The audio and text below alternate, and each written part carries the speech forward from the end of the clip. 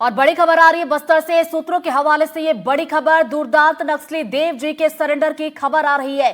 31 मार्च 2026 से पहले नक्सलवाद के खिलाफ ये बड़ी कामयाबी। तो नक्सली देव जी और संग्राम के साथ 16 दूसरे नक्सलियों ने भी सरेंडर किया है। और तेलंगाना के आसिफाबाद में पुलिस के आगे सरेंडर की खबर आ रही है। तो सरेंडर करने वाले देव जी और दूसरे नक्सलियों को हैदराबाद लाने की अब तैयारी है। और बसव राजू के मारे जाने के बाद महासचिव बनाया गया था देव जी। तो बड़ी खबर इस वक्त की बस्तर से और सूत्रों के हवाले से खबर आ रही है। आपको एक बार फिर से बता दें कि नक्सली देव जी के सरेंडर की ये बड़ी खबर इस वक्त की। और 31 मार्च 2026 से पहले नक्सलवाद के खिलाफ ये बड़ी कामयाबी के तौर पर इसे देखा जाएगा। आपको बता दें कि नक्सली देव जी और संग्राम के साथ 16 दूसरे नक्सलियों ने भी सरेंडर कर दिया है। और तेलंगाना के आसिफाबाद में पुलिस के आगे सरेंडर की खबर आ रही है। और सरेंडर करने वाले देव जी और दूसरे नक्सलियों को अब हैदराबाद लाने की तैयारी की जा रही है। तो बता दें कि बसव राजू के मारे जाने के बाद इसे महासचिव बनाया गया था, ये एक्टिव था।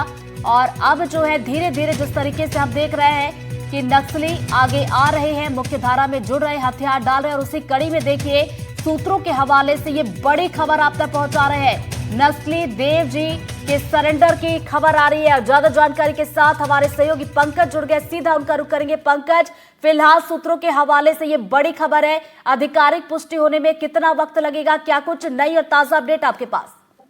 देखिए रितु, मैं बता दूं कि अगर सूत्रों के हवाले से ये खबर आई है कि देवजी और संग्राम जैसे जो बड़े नक्सली लीडर जो बचे हुए हैं इनका सरेंडर होने वाला है, तो ये बहुत बड़ी खबर है। क्योंकि कुछ दिनों से पता चल रहा था कि देवजी और जो संग्राम है ये तेलंगाना की ओर मूव किए हुए हैं। और खबर निकल कर आ रही कि तेलंगाना में आज इनका जो सरेंडर है, तेलंगाना के आसिफाबाद के पास में इनको देखा गया है। और ये 16 जो माओवादियों के साथ में सरेंडर कर सकते हैं। और हैदराबाद से इसकी जो आधिकारिक पुष्टि है वो भी हो सकती है। मैं बता दूं कि 31 मार्च तक नक्सलवाद की आखिरी डेडलाइन है। और इस आखिरी डेडलाइन को देखते हुए यदि ये सरेंडर हो रहा है तो मान लीजिए कि नक्सलियों की ये जो ताबूत में ये आखिरी कील भी इसे माना जा सकता है। क्योंकि देवजी के पास में ही पूरी कमांड थी। बसव राजू को मरने के बाद देवजी को पूरी कमांड दी गई थी। देवजी ही पूरे नक्सलवाद को ऑपरेट कर रहे थे। और यदि देवजी का सरेंडर हो जाता है तो कोई भी ऐसा नक्सली लीडर नहीं बचेगा जो नक्सलवाद को ऑपरेट कर सकते। जी पंकज, आप बने रहिए हमारे साथ। हमारे सहयोगी विकास तिवारी फोन लाइन पर जुड़ गए, सीधा उनका रुख करेंगे। विकास, देखिए सूत्रों के हवाले से ये खबर आ रही है, अगर ऐसा है तो एक बड़ी खबर होगी।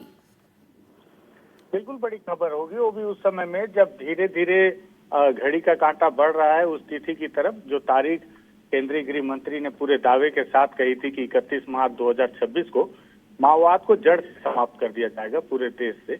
ऐसे में अब सरकार के सामने बड़ी चुनौतियां बचे खुचे माओवादी हैं। इसके पहले माओवादियों को ढूंढने के लिए तमाम तरह के उपकरण थे जिसे प्रयोग में लाए जा रहे थे, जिसमें ड्रोन हो या उन्हें सर्विलांस में रखा जा रहा हो या उनके फोन या वॉकी टॉकी ट्रैक किए जा रहे हो। लेकिन अब लगातार बदलती परिस्थितियां और कमजोर होती स्थिति के साथ माओवादियों ने अपनी बदली हुई रणनीति के साथ अपने सारे हथियार और वॉकी टॉकी सारी चीजों को डंप कर दिया। ऐसे में सरकार के सामने चुनौतियां बढ़ गई कि तारीख तो लगातार कम होती जा रही है दिन, और ये माओवादी अब मिल नहीं रहे। ऐसे में अगर देवजी का सरेंडर होता है तो दबी जुबान में ये बात भी निकल कर आई है कि जो छत्तीसगढ़ के लिए अभी बड़ी चुनौती है पापा राव, वो भी कहीं ना कहीं देवजी के ही नेतृत्व में था। और उसका भी यही था कि जब तक देवजी की तरफ से कोई फैसला नहीं आता वो आगे कोई कदम नहीं बढ़ाएंगे। तो अब ये भी उम्मीद है छत्तीसगढ़ के लिए भी एक बड़ी खबर होगी कि देवजी का समर्पण करना, तो निश्चित ही तौर पर कहीं ना कहीं अब जो पापा राव है या छत्तीसगढ़ में जो सक्रिय माओवादी हैं उनके वापस आने की भी एक उम्मीद बढ़ेगी छत्तीसगढ़ सरकार के लिए। खास बात यह भी है कि छत्तीसगढ़ सरकार के लिए ज्यादा नाक बचाने वाली बात है, क्योंकि केंद्र में भी बीजेपी है, छत्तीसगढ़ में भी बीजेपी है। ऐसे में केंद्रीय गृह मंत्री का जो दावा है वो छत्तीसगढ़ सरकार को ज्यादा कनेक्ट करता है मुकाबले तेलंगाना के, क्योंकि तेलंगाना में बीजेपी की सरकार नहीं है। एक तरीके से ये भी देखा जा रहा है कि साइकोलॉजिकल वार भी है। यहाँ इस बात का भी कंपटीशन चल रहा है कि बड़ा नेता किसके पास समर्पण कर रहा है और बाकी लोग कहाँ समर्पण कर रहे हैं। इसको लेकर भी एक साइकोलॉजिकल जीत हार का बातचीत चल रही है कि जैसे बटालियन का हेड था देवा, उसने तेलंगाना में समर्पण किया, तो जबकि छत्तीसगढ़ सरकार बोलती है कि समर्पण पॉलिसी अभी सबसे ज्यादा हमारी बेहतर है। देवजी का वहां समर्पण करना, हिड़मा का आंध्र प्रदेश में मारा जाना, कुल मिला के ये साबित करने की भी राजनीति है इसमें कि माओवाद को खत्म तो किया जा रहा है लेकिन जो मजबूत किले हैं उसे ढहाने में छत्तीसगढ़ या बीजेपी की सरकार वाले जो राज्य है उनसे ज्यादा मजबूत दूसरी पार्टी की सरकार वाली जैसे कि तेलंगाना, वो ज्यादा आगे बढ़ के काम कर रहे हैं। जो भी हो, लेकिन माओवादियों के लिए एक उम्मीद के तौर पर, या आखिरी उम्मीद रही देव जी के तौर पर।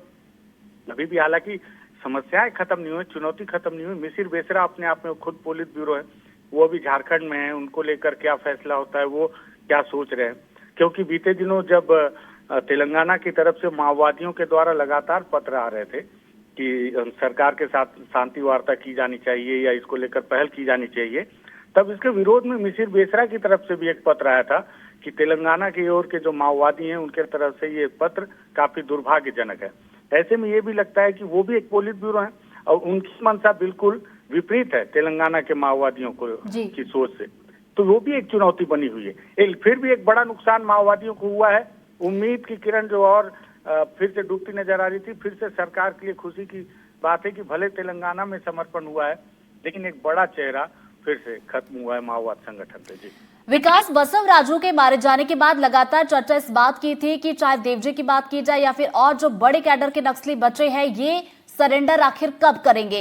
अगर इसकी आधिकारिक पुष्टि होती है, वैसे हम देख रहे हैं कि नक्सल संगठन काफी ज्यादा कमजोर हो चुका है, लगभग खत्म सा हो गया है।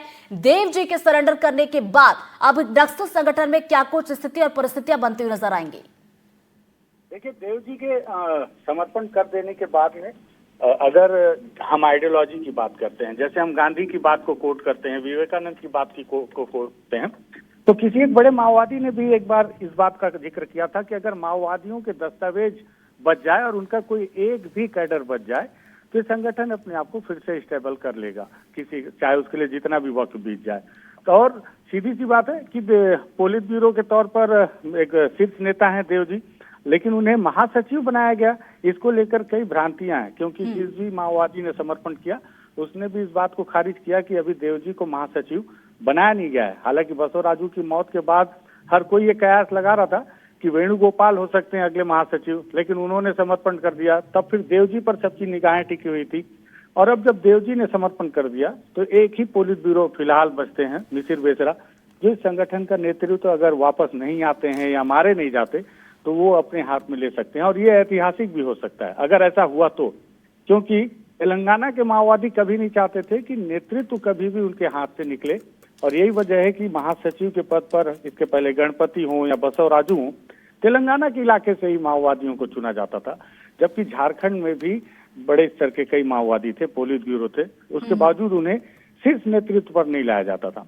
लेकिन देव जी के वापस आ जाने के बाद अब देखना होगा कि माओवाद संगठन की जो बचे खुचे लोग हैं वो अपने स्ट्रक्चर को लेकर क्या रुख अपनाते हैं, या कहीं अपने शीर्ष नेताओं की वापसी पर, उनकी अपील पर ऐसा ना हो कि वो भी लौट कर आ जाएं और आने वाले समय का फिर इंतजार करें। जो भी हो, कई सारे सवाल है जिसका जवाब कल बिल्कुल कई सवाल है। बने रहिए आप हमारे साथ। पंकज का रुख कर लेते हैं। पंकज, जैसा कि हम लगातार इस चीज को लेकर चर्चा कर रहे हैं कि बसव राजू के मारे जाने के बाद चर्चा इसी बात की थी कि जो बड़े कैडर के नक्सली है वो कब सरेंडर करेंगे, और अब जो खबर आ रही है बड़ी खबर है, हालांकि अभी आधिकारिक पुष्टि का इंतजार हमें करना होगा। इसके बाद की अगर बात की जाए तो क्या चुनौतियां अभी भी बची है? चूंकि देखिए, डेडलाइन की अगर बात की जाए तो अब ज्यादा वक्त बचा नहीं है जो डेडलाइन तय की गई है नक्सलियों के खात्मे के लिए।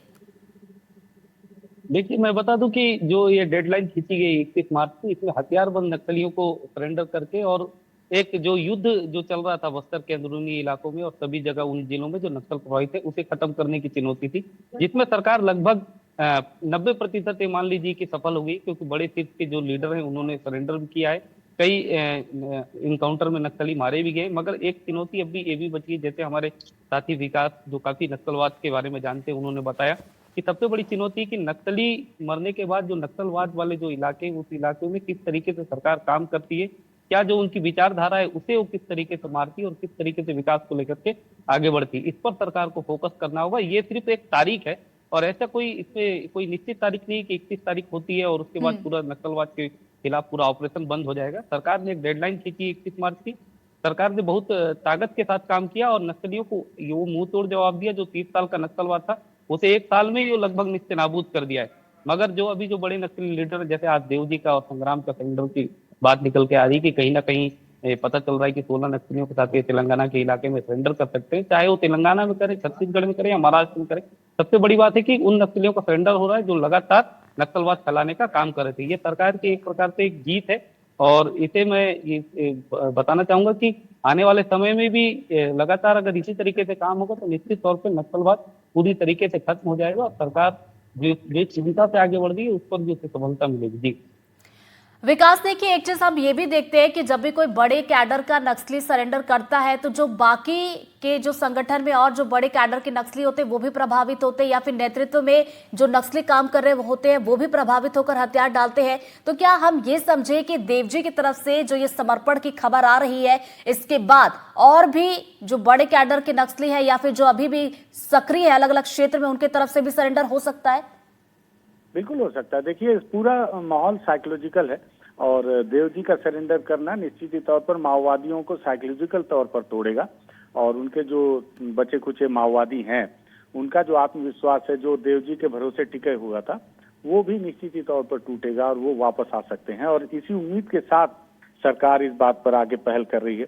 लगातार आप देख रहे हैं कर्रेगुट्टा के हिल्स में अभी भी ऑपरेशन जारी है, चारों ओर फोर्स लगातार, हालांकि सफलताएं नहीं मिल रही हैं इसलिए वो बातें निकल कर नहीं आती, लेकिन फोर्स लगातार अभी भी जंगलों में है, अलग अलग इलाकों में उन्हें टारगेट किया जा रहा है। जहां थोड़ी सी भी उम्मीद है माओवादियों के होने की, वहां पर लगातार बड़े ऑपरेशन चलाए जा रहे हैं।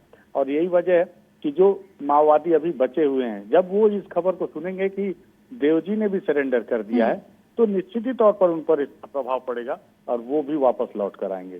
ऐसा हो सकता है। जी विकास, आपसे ये भी समझना चाहेंगे, चूंकि देखिए आप इसे बहुत अच्छे से समझते हैं, नक्सलवाद की अगर बात की जाए, जो चाहे हम हिड़बा की बात करें, बसवराजू की बात करें, अब जो देवजी की तरफ से यहाँ पर समर्पण की बात सामने निकल कर आ रही है, ये जो तमाम बड़े बड़े कैडर के जो नक्सली है, चाहे किसी का मारा जाना या फिर किसी का आत्मसमर्पण करना, अब आगे अगर देखा जाए तो अब कौन कौन से वो बड़े नक्सली अभी भी बचे हुए जो कि चुनौती है, और उन्हें या फिर मार गिराए जाने या फिर आत्मसमर्पण के लिए अभी इंतजार करना होगा? देखिए, अगर सिर्फ नेताओं की बात की जाए तो अब सीसीएम में मुझे लगता है कि बहुत कम ही माओवादी हैं। झारखंड में कुछ लोगों को सीसीएम में प्रमोट किया गया था, हालांकि उसकी आधिकारिक सूची नहीं है। कारण ये है कि आखिरी समय में लगभग 2023-24 में इन लोगों को सीसी प्रमोट किया गया, जब रुपेश उर्फ सतीश कोपा को भी सीसी प्रमोट किया गया। उस दौरान झारखंड में भी कुछ लोगों को सीसी बनाया गया था। और अगर पोलित ब्यूरो की बात की जाए तो 2 ही पोलित ब्यूरो हैं, जिसमें एक गणपति हैं जो काफी उम्र दराज हो गए हैं और रिटायरमेंट भी ले चुके हैं महासचिव के पद से। उसके बाद मिसिर बेसरा बचे हुए हैं झारखंड में, जो कि अभी पोलित ब्यूरो के पद पर हैं सीसी। और अगर छत्तीसगढ़ की बात की जाए तो अभी फिलहाल में एक ही बड़ा नाम है पापा राव, जिसको लेकर सरकार पूरी कवायद और कोशिश कर रही है कि उसे या आत्मसमर्पण करवाया जाए या मुठभेड़ में मारा जाए, क्योंकि दोनों तरह के, और उनको लेकर तमाम तरह के अपील भी करवाए जा रहे हैं कि पापा राव भी लौट आए। तेलंगाना में भी बात की जाए तो सबसे बड़ा नाम अभी दामोदर है, और संग्राम जो कि खुद अब बताया जा रहा है कि देवजी के साथ। बिल्कुल, आपके पास लौटोगे विकास, हमारे सहयोगी जुल्फिकार भी जुड़ गए, सीधा उनका रुख भी कर लेते हैं। जुल्फिकार, देखिए लगातार हम देख रहे हैं कि बड़ी कामयाबी मिल रही है, नक्सल संगठन को बड़े झटके लग रहे हैं, और अभी तक अगर देखा जाए तो ये शायद सबसे बड़ा झटका। बिल्कुल, देखा कि जब से केंद्रीय गृह मंत्री अमित शाह ने दावा किया था कि मार्च 2026 तक माओवाद खत्म कर दिया जाएगा, उसके बाद लगातार एंटी नक्सल ऑपरेशन चले, जिसमें बड़ी संख्या में माओवादी मारे गए और बड़ी संख्या में माओवादियों ने सरेंडर किया। मारे गए माओवादियों में बड़े कैडर के लोग भी थे और सरेंडर करने वाले में भी बड़े कैडर के लोग थे। अब अगर देखें तो आज 22 तारीख हो गई है और फरवरी के महीने में 6 दिन बचे हैं और मार्च का महीना है, तो ऐसे में 40 दिन से कम समय ही बचे हैं। लेकिन उसी तारतम्य में लगातार जो है एंटी नक्सल ऑपरेशन चल रहे हैं और ये दबाव बनाया जा रहा है कि जितने भी माओवादी बचे हैं वो या तो सरेंडर कर दें या तो एंटी नक्सल ऑपरेशन में उनको एलिमिनेट किया जाए, मारा जाए। तो ये एक रणनीति का हिस्सा है। और अब जो सरेंडर किया है दुर्दांत के जो नक्सली देव जी हैं उन्होंने सरेंडर किया है, और उसके साथ साथ जो है संग्राम है उसमें उन्होंने सरेंडर किया है। और जिस तरीके की जानकारी निकल कर आ रही है तो ये बड़ी संख्या में सरेंडर है, 1 दर्जन से ज्यादा लोगों ने सरेंडर किया है। और इस सरेंडर की पुष्टि छत्तीसगढ़ के उप मुख्यमंत्री विजय शर्मा ने कर दी है कि देव जी ने सरेंडर कर दिया है। तो इससे पहले भी हम देखें, जैसे कि हमारे सहयोगी विकास बता रहे हैं, और विकास क्योंकि अंदरूनी इलाकों में लगातार काम करते रहे हैं, माओवादी जो सरेंडर हुए उसके पीछे की कई सारी उन्होंने रिपोर्ट की, तो उनके बताए अनुसार भी अगर देखें तो माओवाद अपने आखिरी चरण पर है। और क्योंकि कुछ ही संख्या जो है माओवादी जो कैडर की है वो बची हुई है, उनको हम उंगलियों में गिन सकते हैं। एक वो वक्त था जब बड़े बड़े नाम हुआ करते थे माओवादी संगठन के, लेकिन अब जो है जिस तरीके से बड़े एनकाउंटर हुए, उसमें बड़े माओवादी मारे गए और कई लोगों ने सरेंडर कर दिया, तो अब उंगलियों में गिने जा सकते हैं और कैडर जो है बहुत कमजोर है। तो ऐसे में ये जो सरेंडर है इसे काफी महत्वपूर्ण माना जा रहा है और बड़ा माना जा रहा है, क्योंकि लक्ष्य जो है, उस लक्ष्य से पहले देव जी का सरेंडर करना और उसके साथ साथ संग्राम का सरेंडर करना और 1 दर्जन से ज्यादा माओवादियों को सरेंडर करना, तब जब जो माओवादियों की जो संख्या है, हम अब एक फिक्स संख्या या हम ये कहें कि उंगलियों में उनके कैडर को गिन सकते हैं। तो ये एक बड़ा झटका है। जब इनकी खबर अंदरूनी इलाकों के जो और कुछ कैडर के जो माओवादी हैं उनको लगेगी, तो हो सकता है कि उनका भी मन बदले और वो भी कुछ दिनों में सरेंडर का राह अख्तियार कर सकते हैं। जी जुल्फिकार, एक सवाल और था। हाल ही में हमने देखा था केंद्रीय गृह मंत्री अमित शाह का छत्तीसगढ़ का दौरा भी रहा था। इससे जुड़ा एक सवाल मेरे मन में है, वो आपसे पूछूंगी, लेकिन बड़ी खबर इस वक्त आ रही है, उससे अपडेट करवा दे। रायपुर से इस वक्त की बड़ी खबर, नक्सल संगठन के महासचिव देव जी ने सरेंडर कर दिया है। तो सीसीएम देव जी और सीसीएम संग्राम ने तेलंगाना पुलिस के सामने सरेंडर किया। डिप्टी सीएम विजय शर्मा ने इसकी पुष्टि कर दी है। तो विजय शर्मा ने कहा कि ये बड़ी सफलता है और आपको बता दें, उन्होंने कहा कि कुछ और नक्सली जो निष्क्रिय है उनका भी सरेंडर होगा। तो इस वक्त की बड़ी खबर से आपको अपडेट करवा रहे। देखिए, अभी तक चर्चा यही थी, सूत्रों के हवाले से खबर आ रही थी, लेकिन अब खुद डिप्टी सीएम विजय शर्मा ने इसकी पुष्टि कर दी है कि सीसीएम देव जी और सीसीएम संग्राम ने सरेंडर कर दिया। ज्यादा जानकारी के लिए रुक करेंगे जुल्फिकार का। जुल्फिकार, अब डिप्टी सीएम विजय शर्मा ने भी पुष्टि कर दी है कि सरेंडर हुआ है। बिल्कुल, अब से कुछ देर पहले डिप्टी सीएम विजय शर्मा से जब बात हुई मीडिया की, उन्होंने इस बात की पुष्टि कर दी और उन्होंने कहा देव जी ने सरेंडर कर दिया। क्योंकि मैं भी इस वक्त जो है ना उप मुख्यमंत्री विजय शर्मा के आवास के अंदर ही हूँ। उन्होंने अभी मीडिया से बात करने के बाद वो यहाँ से निकल गए हैं, लेकिन उन्होंने जो कहा कि सरेंडर किया, क्योंकि इससे पहले छत्तीसगढ़ के उप मुख्यमंत्री विजय शर्मा लगातार एंटी नक्सल ऑपरेशन की मॉनिटरिंग करते आए हैं और केंद्रीय गृह मंत्री अमित शाह के बेहद करीबी हैं और ये कहें कि बस्तर से माओवाद को खत्म करने में उनकी भी एक बड़ी भूमिका रही है, क्योंकि केंद्र से जिस निर्देश मिले और केंद्रीय जो एजेंसियां हैं उनके और छत्तीसगढ़ की जो फोर्सेस हैं उनके कोऑर्डिनेशन, ये एक बहुत बड़ी कड़ी है। तो उन्होंने ये कहा कि ये सरेंडर है और आने वाले वक्त में और भी सरेंडर हो सकते हैं, क्योंकि अब अगर देखें तो माओवादियों की जो कैडर की जो संख्या है वो बहुत ज्यादा बची नहीं है। बिल्कुल, तो एक तरीके से देखा जाए तो नक्सल संगठन लगातार कमजोर होता जा रहा था और अब एक बड़ा झटका यहां पर लगा है। देव जी ने सरेंडर कर दिया है और डिप्टी सीएम विजय शर्मा ने भी इसकी पुष्टि कर दी है। बहुत बहुत शुक्रिया जुल्फिकार आपका हमारे साथ जुड़ने के लिए, पंकज आपका जुड़ने के लिए और विकास भी हमारे साथ फोन लाइन पर जुड़े हुए थे। फिलहाल छोटा सा ब्रेक के लिए रुक रहे हैं, फौरन लौट रहे हैं।